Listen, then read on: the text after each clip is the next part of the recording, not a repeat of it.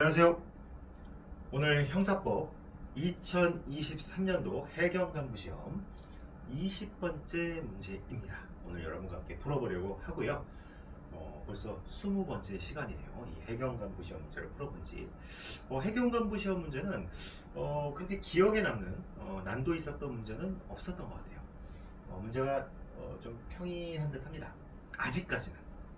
그러나 문제가 해경간부 시험이 항상 전통적으로 굉장히 어려웠기 때문에 긴장을 하셔야 됩니다. 그리고 항상 내가 쉽다고 생각하는 문제, 거기서 틀렸을 경우에는 굉장한 치명상을 입는 거거든요. 그래서 내가 쉽다고 생각하고 내가 눈에 많이 익었다고 생각하는 문제를 풀 때는 항상 더 조심하셔야 돼요. 돌다리도 두드려야 됩니다. 그리고 건너야 돼요. 아시겠죠? 그런 부분들 여러분들 잘 염두해 주시고 바로 오늘 문제 풀어보도록 하겠습니다. 오늘은 형법 강론 파트고, 형법 강론 중에서도 살인과 관련된 판례입니다. 살인죄와 관련된 판례들이고, 이 살인죄와 관련된 판례들은 나오는 것들이 계속 나와요. 계속 출제된 것들 위주로 출제가 되기 때문에 여러분들께서 정확하게 기억해 두시면 좋을 것 같아요. 한 문제 그냥 거저 맞추는 겁니다. 자, 문제 한번 풀어볼게요. 자, 문제 풀어보면 다음 중 가장 옳지 않은 것 이렇게 묻고 있네요. 가장 옳지 않은 것. 자, 첫 번째 질문. 살인 예비죄가 성립하기 위해서는 살인죄의 실현을 위한 준비행위. 예비죄는 일단 준비행위입니다. 일단 준비행위가 있어야 하는데 여기서 준비행위는 객관적으로 보아 살인죄의 실현에 실질적으로 기여할 수 있는 외적 행위가 있어야 돼요, 여러분들. 이게 제일 중요합니다. 준비행위가 있어야 돼. 예비죄는 준비행위가 있어야 되는데 이 준비행위에서 가장 중요한 거는 살인죄의 실현에 실질적으로 기여할 수 있는 외적 행위. 이 외적 행위가 반드시 있어야 된다는 거예요. 이게 없으면 살인 예비죄 성립 안 됩니다. 단순히 범행의 의사 또는 계획만으로 족하다. 아닙니다. 단순히 범행의 의사 또는 계획만으로는 살인 예비죄 성립 안 된다. 이게 판례 태도예요. 그래서 이건 바로 1번이랍니다. 이거는 그냥 이거 1번 찍고 넘어가도 사실 그렇게 리스키한 문제가 아니에요. 너무 명백하기 때문에. 아시겠죠? 그다음 두 번째 질문. 총알이 장전되어 있는 엽총의 방아쇠를 잡고 있다가 총알이 발사되어 피해자가 사망한 경우 살인의 고의가 인정된다. 외우셔야 됩니다. 맞습니다. 자, 총알이 장전되어 있고 그 방아쇠를 잡고 있었어요.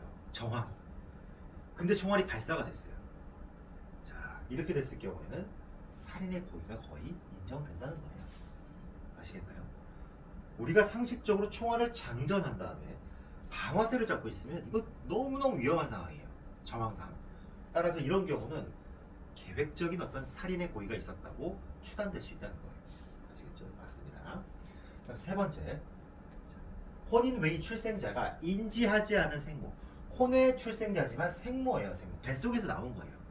이건 뭐 인지고 뭐고 필요가 없어요. 이건 생부. 예를 들어서 뭐 아버지인 경우에는 인지가 필요하겠지만 어머니는 내 뱃속에서 나오는데 그냥 엄마예요.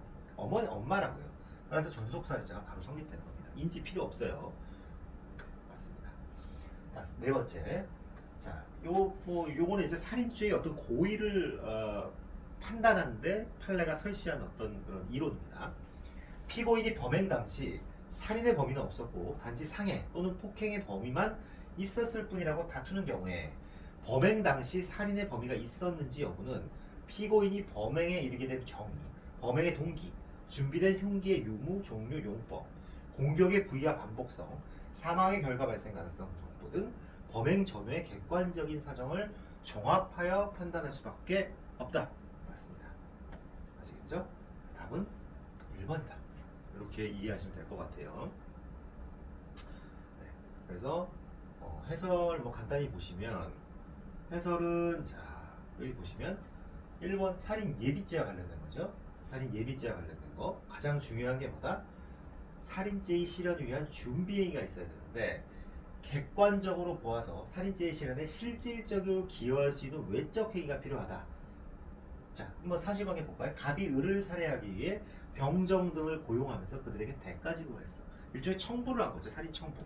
이 정도의 준비 행위가 있어야지 살인 예비죄의 성립을 인정할 수 있다는 거죠. 아시겠나요? 그래서 요 판례 잘 기억해 두시면 좋을 것 같고요. 또 총알이 장전되어 있는 엽총의 방아쇠를 잡고 있다가 총알이 발사되어 피해자가 사망했다. 그렇죠? 엽총의 방아쇠를 잡고 있다가 총알이 발사됐다. 사냥과는 전혀 관계없는 범행 당시에 이미 총알이 장전되어 있었어요. 또 총기에 실탄이 장전된 것인지 몰랐다고 하기도 어려워. 또 안전장치를 하지 않은 상태에서 방아쇠를 잡고 있었어요. 그렇죠? 엽총이라는 것은 사냥하기 직전에 총알을 장전하는데 사냥과는 전혀 관계 없었다니까 이때. 그렇죠? 그래서 단순한 오발 사고라기보다는 살인의 고의가 있었다 이렇게 보는 거죠. 그다음에 출생자와 생모 관계는 당연히 친족 관계가 생기는 것. 따라서 존속살인죄 성립되는 것이고 살인죄의 범위는 어떻게 되는 것이죠? 네, 요거. 살인의 범위가 있었는지 여부는 범행에 이르게 된 경위, 동기, 여러 가지 이런 점들을 종합적으로 사정해서 판단한다. 인체의 급소를 잘 알고 있는 무술교관 출신의 피고인이 무술의 방법으로 피해자의 울대, 목적 부분이죠. 여기를 가격해서 사망케 하니 당연히 살인의 범위가 인정된다. 아시겠죠? 답은 1번 이렇게 되겠습니다. 네. 이 문제 굉장히 좀 평이한 듯 하지만 판례들 잘 기억해 두세요. 제가 어쨌든 조금 이런 제가 작성해 놓은 이 부분들을 조금 다듬어서, 근데 이걸 이쁘게 책처럼은 못 만들 것 같고 프린트물 형태로 그냥 지금 이 날 것 그대로 여러분들에게 좀 제공을 해드릴까 하는 생각은 하고 있습니다.